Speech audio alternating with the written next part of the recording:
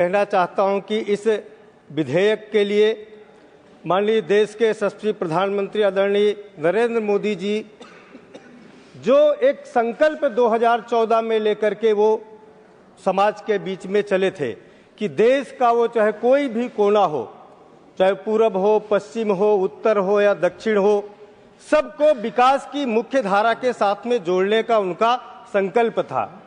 और वो संकल्प मणिपुर के साथ में तो दो प्रकार की स्थितियां थी महोदय। मणिपुर विकास की मुख्य धारा से कांग्रेस की सरकारों ने अछूता रखा और दूसरा उसके साथ में एक जो उग्रवाद की घटनाएं उस प्रदेश में थी। ये दो प्रकार की घटनाएं मणिपुर को एक पीछे की तरफ ले जाने का जो है 60 सालों तक कांग्रेस के राज के शासन में चलता रहा। लेकिन आदरणीय नरेंद्र मोदी जी के संकल्प ने मणिपुर को विकास की मुख्य धारा के साथ में जोड़ने के संकल्प को पूरा किया। और इतना ही नहीं, वहां पर अब तक 7,000 से अधिक उग्रवादियों ने समर्पण किया और आज 82% उग्रवाद की घटनाएं समाप्त हो गई हैं। ये नरेंद्र मोदी सरकार की उपलब्धियां हैं महोदय। देश के कोनों में कांग्रेस की सरकारों ने इस देश को उत्तर में, दक्षिण में, पूरब में, पश्चिम में ये भेद पैदा करने का काम करते थे।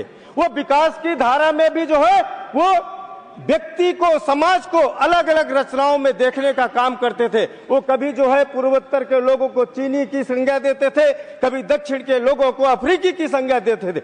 ये भेद कांग्रेस की सरकारों ने देश के अंदर अपनी सत्ता को स्थापित करने का काम लगातार 60 वर्षों तक एक परिवार की राजनीति के कारण किया। कबीर जी ने कहा था, कबीर कुआं एक है, पानी भरे अनेक, बर्तन में ही भेद है, पानी सब में एक। ये देश, ये भारत की संस्कृति, चाहे वो पूरब हो या पश्चिम हो, उत्तर हो या दक्षिण हो, ये भारत जो है एक रचना में जो है सबकी संस्कृति अलग थी, पहनावे अलग थे, वेशभूषा अलग थे, लेकिन भारत एक था, एक संस्कृति थी। आज नरेंद्र मोदी जी ने भारत की संस्कृति को समृद्धि की तरफ पहुंचाने का संकल्प लिया है।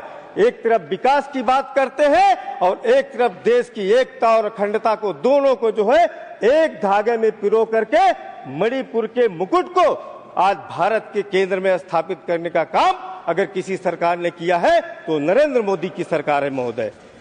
इतना ही नहीं, मणिपुर में सामाजिक और आर्थिक पुनर्निर्माण में यह विधेयक जिस प्रकार से मदद करने वाला है, यह राजस्व की स्थिरता और केंद्र सरकार जो स्वास्थ्य है, जल जीवन मिशन है, सब में ये करने का काम कर रहे महोदय। मैं एक बात कह के अपनी बात को समाप्त करता हूं।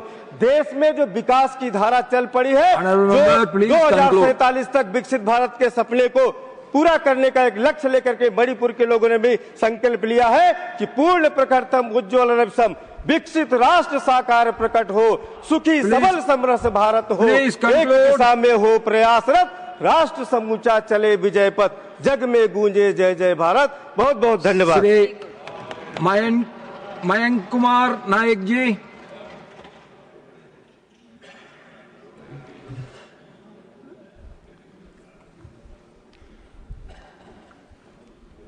Thank you chairman sir. आज मैं मणिपुर वस्तु एवं सेवा कर विधेयक का संशोधन के समर्थन में खड़ा हुआ हूं। माननीय सभापति महोदय, आज जिस विधेयक पर हमें चर्चा कर रहे हैं वह केवल एक तकनीकी संशोधन नहीं है, बल्कि मणिपुर की स्थिति, स्थिरता, सुरक्षा, उद्योग और भविष्य को तय करने वाला ऐतिहासिक दस्तावेज है। मैं इस विधेयक का पूर्ण समर्थन करता हूं और साथ ही कुछ राजनीतिक सच्चाइयों को भी सदन के सामने आपके दायित्व में समझता हूं। कांग्रेस की दशकों की उपेक्षा से मणिपुर को मिली अस्थिरता। माननीय सभापति महोदय, इस बात पूरे देश को पता है कि मणिपुर जैसे संवेदनशील राज्य को कांग्रेस ने दशकों तक सिर्फ वोट बैंक समझकर छोड़ दिया था। न सुरक्षा का इंतजाम था, न सीमा प्रबंधन, न आधारभूत ढांचे पर निवेश, न उद्योगों को प्रोत्साहन, न पारदर्शी प्रशासन। परिणाम यह हुआ कि वहां उग्रवाद का पनपा, अवैध व्यापार बढ़ा, ड्रग माफिया ने जड़ें जमा ली और आम जनता का भय में जीने का मजबूर हो गए। आज जो सुधार हम देख रहे हैं, कांग्रेस इस दिशा में एक कदम भी उठा नहीं पाई थी। माननीय प्रधानमंत्री नरेंद्र मोदी जी के नेतृत्व में मणिपुर में एक ऐतिहासिक बदलाव आया है। हमारी सरकार ने वह किया है जो कांग्रेस की सरकार करना तो दूर सोच भी नहीं सकती थी। 2008 से 2023 तक 7,000 उग्रवादियों ने आत्मसमर्पण किया है। 82% आतंकी घटनाओं में भी कमी आई है। सड़क, बिजली, स्कूल, अस्पताल 50,000 करोड़ से रुपयों से भी ज्यादा निवेश वहां हुआ है। ड्रग माफिया पे बड़ी कार्रवाई हुई है और सीमा प्रबंध को भी कड़ा किया गया है। पहली बार AFSPA हटाने की भी प्रक्रिया शुरू हुई है। मणिपुर आज शांति की राह पर इसलिए है क्योंकि केंद्र सरकार ने राजनीतिक इच्छा शक्ति दिखाई है। ट्रैक और ट्रेस ऑनलाइन व्यवस्था और अवैध व्यापार पर कतरा प्रहार करना ये माननीय मोदी जी की सरकार में संभव हुआ है। कांग्रेस के समय अवैध व्यापार, तस्करी, नकली बिलिंग और भ्रष्टाचार खुलेआम चलते थे। इस विधेयक के तहत डिजिटल ट्रैक और ट्रेस की प्रणाली की लागू होगी। तस्करी और अवैध कारोबारी अब बच नहीं पाएंगे। नियम तोड़ने पर 10 लाख रुपए जुर्माना और 10% अतिरिक्त कर भी लगा जाएगा। ये मणिपुर के काले धन और माफियाओं से मुक्त करने की दिशा में सबसे बड़ा कदम केंद्र सरकार उठा रही है। उद्योग और व्यापार के लिए बड़ा सुधार और ITC में भी क्रांति। Please conclude.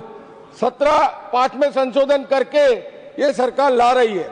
सबका साथ, सबका विकास, सबका प्रयास और सबका विश्वास, ये 4 मूल मंत्र पर माननीय प्रधानमंत्री जी देश को मजबूत करने के लिए जिस तरह से 2047 में विकसित भारत का सपना देख रहे हैं और मणिपुर को भी आर्थिक रूप से संपन्न करने के लिए ये जो बदलाव ला रहे उसका मैं समर्थन करता हूं।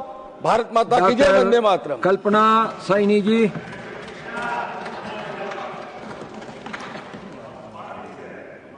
धन्यवाद सभापति महोदय। सभापति महोदय, मैं आज इस महत्वपूर्ण विधेयक मणिपुर माल और सेवा कर विधेयक 2025 पर विचार और पारित करने के प्रस्ताव का समर्थन करती हूँ। सबसे पहले मैं हमारे माननीय प्रधानमंत्री जी तथा वित्त मंत्री आदरणीय निर्मला सीतारमण जी को धन्यवाद देती हूँ, जिन्होंने समय की आवश्यकता को ध्यान में रखते हुए यह संशोधन सदन के समक्ष प्रस्तुत किया।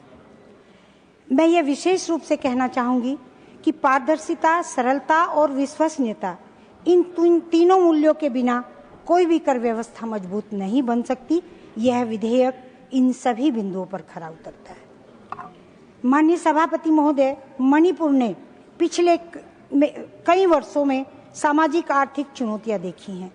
ऐसे समय में एक स्थिर, सरल और भरोसेमंद कर व्यवस्था वहां के व्यापारियों, महिलाओं, उद्यमियों, स्टार्टअप्स और छोटे उद्योगों के लिए बहुत आवश्यक है। इसको ध्यान में रखकर हमारे आदरणीय प्रधानमंत्री नरेंद्र मोदी जी ने ये व्यवस्था दी है। माननीय सभापति महोदय, GST एक राष्ट्र एक कर की अवधारणा पर आधारित है, जिसका लक्ष्य है कर प्रणाली का सरलीकरण, कर चोरी पर नियंत्रण, व्यापार में सुविधा तथा राजस्व संग्रह में मजबूती। ऐसे में यह संशोधन स्थानीय उद्यमियों, छोटे व्यापारियों और उद्योग जगत को राहत प्रदान करेगा। साथ ही डिजिटल अनुपालन और कर भुगतान प्रक्रिया और अधिक सरल होगी। इस विधेयक के माध्यम से अनेकों सुधार होंगे। मणिपुर में GST की प्रक्रिया और अधिक सरल होगी, जिससे छोटे व्यापारी, खासकर वे महिलाएं जो घर में व्यवसाय करती हैं, उन्हें बड़ी राहत मिलेगी।